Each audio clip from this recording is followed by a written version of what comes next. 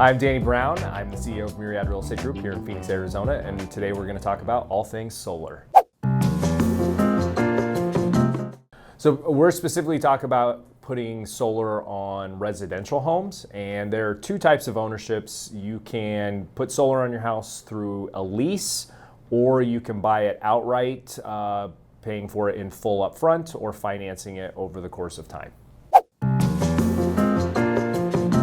Before we dive into it, I am pro solar as just an overarching idea. I'm pro renewable energy and think utilizing solar as a technology to help, power our homes is a great idea.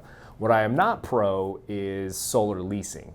I think that it ultimately will rip off the consumer in the end because somebody is left holding the bag. When you do a solar lease, you are signing typically a 20-year contract that stays with the home, not the person, and there's going to be a monthly fee assessed for that entire 20 years, and typically every year or so the monthly payment is going to increase by a certain percentage.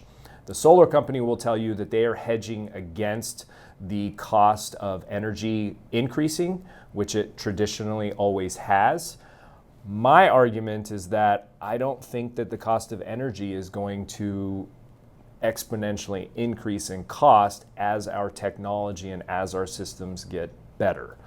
Also, most people only live in a home for 3 to 5 years, so they're typically not in the home long enough to realize any real savings.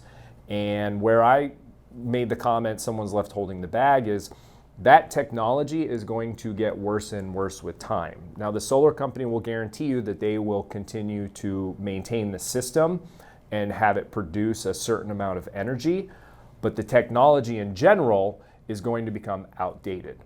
And so it may not be you, the individual that's getting the lease to start, but someone down the chain 10, 15 years from now is going to be stuck with a technology that is super outdated based on what's out today. And they can't remove it from the home unless they pay off the solar lease in full.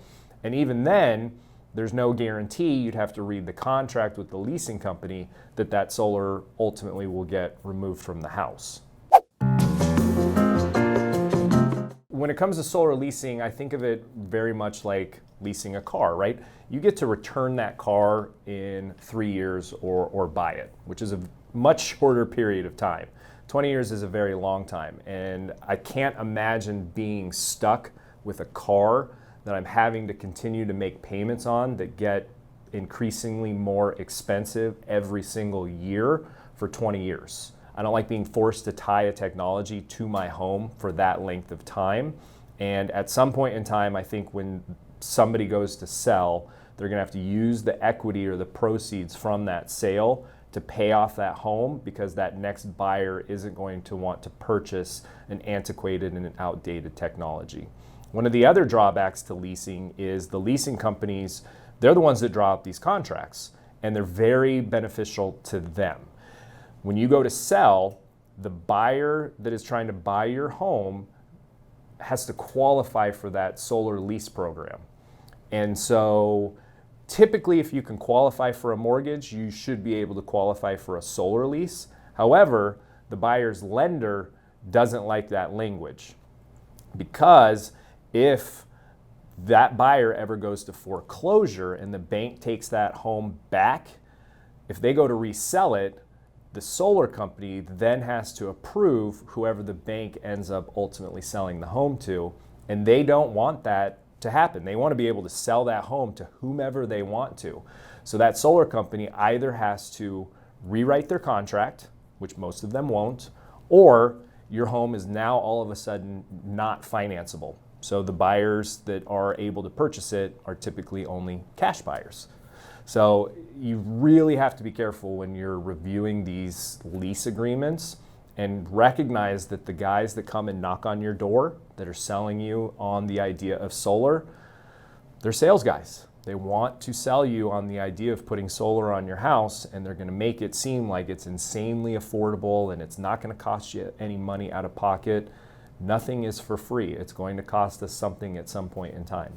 I have seen it countless times where a solar salesperson will come out and they'll tell the person that the roof is in great condition, and they'll sell them on the idea of putting this on their roof. Well, their roof was not in great condition, and now in order to re-roof the house, they have to pay money to the solar leasing company to come out, remove those panels. It's very expensive to do, re-roof the house, then pay the solar company more money to come and put the solar panels back on. So you want to make sure that your roof, whether you're leasing or owning, is in good enough shape to where it's going to last for the next 10, 20 years. So if you're looking to purchase solar or finance it so that you own it, I am a proponent of that. I do think that can be a good investment because you actually own the system and it's yours, and the leasing company can't dictate to you what you can and can't do with it. When you own the solar panels, it does actually add value to your home, just like owning a swimming pool does or having upgrades, where a solar lease does not add any value. So you're not going to see any sort of appreciation. An appraiser's not going to give you any extra value. They're only going to give you value if you own it outright. If you produce more energy from the solar panels and you own them and you sell it to the grid, you get that money, not the solar leasing company. So you see that benefit as well.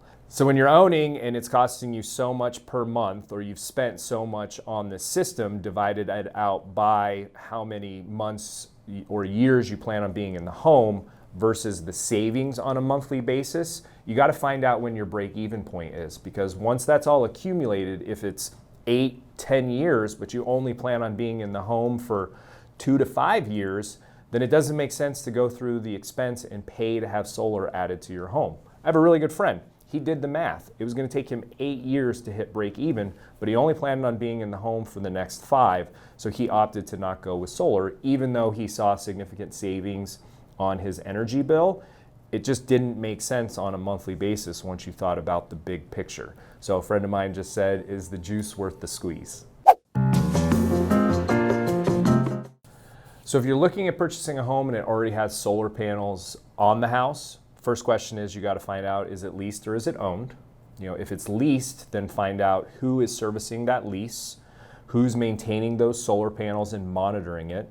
What happens if that company goes out of business? There were a lot of solar companies that popped up over the last few years because it became such a big thing with all the tax credits, but a lot of those solar companies have folded. And so who has taken on those lease agreements and those warranties, if any still exist? How complicated is it when you go to sell the home? What do those contracts look like? Because you are assuming responsibility of that lease that is tied to that home.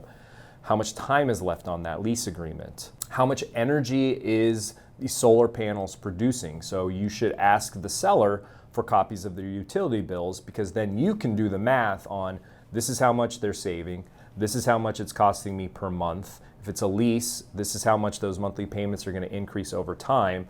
At what point do I hit a break-even point? Same thing if the system is owned. Are they making monthly payments on it? Are you going to be assuming that loan for the solar, or is the seller going to be paying that off?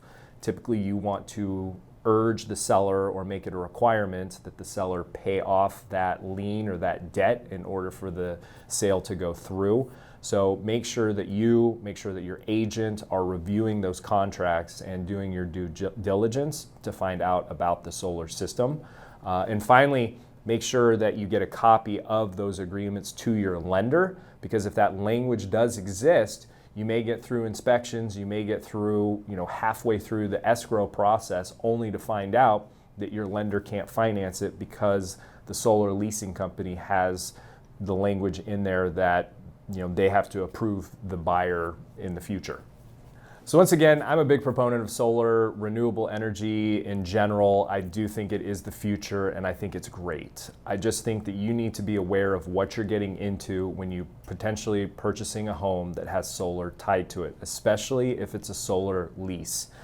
If you plan on only being there for a few years, then it might not be a big deal and you'll pass this on to the next owner. But at some point in time, I think that somebody's going to be left having to deal with these solar panels, and especially in a lease, that you just want to be very, very careful and know what you're getting into on the front end. Thank you so much for tuning in. If you found this video enjoyable or useful, please like and subscribe, and we will see you in the next one.